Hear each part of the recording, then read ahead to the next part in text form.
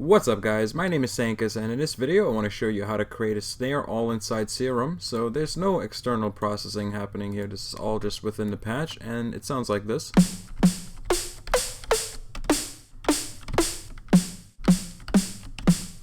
So it's basically this basic MG and DS saw and triangle oscillator and the noise here that are all coming together to kind of create the sound.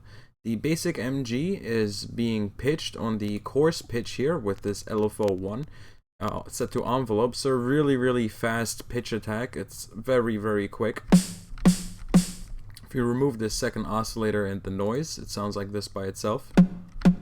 Let's turn off the effects here as well. So that's all we really have here. Very weak and basic kind of clicky sound. We have envelope 2 on the envelope on the level here, creating this very fast kind of envelope. If we bring up the decay, it sounds like that. You can hear more of the tonality. All we really want is that click. We got oscillator 2, which is the DS saw and triangle wavetable here. Basically all turned off and one octave down. You can't hear it, it's just sending a tiny bit of FM to the oscillator B here, so it's FMing from B. Just a tiny amount. You probably can't even hear it, probably doesn't do anything, but I thought it would just add a little bit more harmonics into that. So then we have the noise oscillator as well, set to air can 2, and envelope 3 is controlling the level over here, so we're creating a kind of decay sound again. We can already kind of hear the snare coming out there.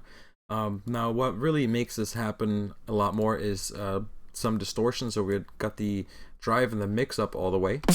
So that really distorts the heck out of it right there. Then we got a bit of the EQ, this is pretty important too. We're boosting the resonance where the fundamental note is playing. That's where we get a lot of that punch from the snare from, and if we play it up higher, we can't really hear that punch that much. But if we play, for example, an F, we could really hear that punch, since that's where the snare plays. We could get crazy with it and put the velocity, the keyboard tracking here, the note thing, and it will track where the notes are. All we would have to do is kind of have the correct kind of graph here, so it follows the notes that we are playing accordingly and moves the resonance to where that note is. Kind of like that. Takes some time to kind of get that right.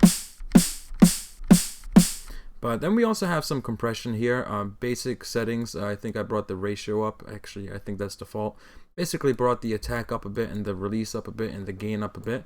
This to let the transient through a little bit and the release up a bit. So we're kind of compressing a little bit longer here. Or not compressing longer, but it has a longer release of the ratio of the compression ratio is what I'm trying to say. The reverb here is set to be really short and really small with the spin up all the way, and I think that kind of just creates a bouncing off the wall kind of effect with the reverb. And the low cut is up, so we're not reverberating low stuff as much, and the decay is down again to have a very short and ringy kind of reverb to give some ring to the snare really. And then at the end, just a high pass filter just to take away this thing that we see here at the bottom,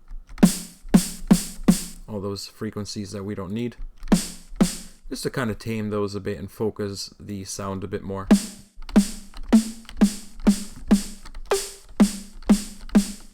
And that is basically the sound, not much else happening here.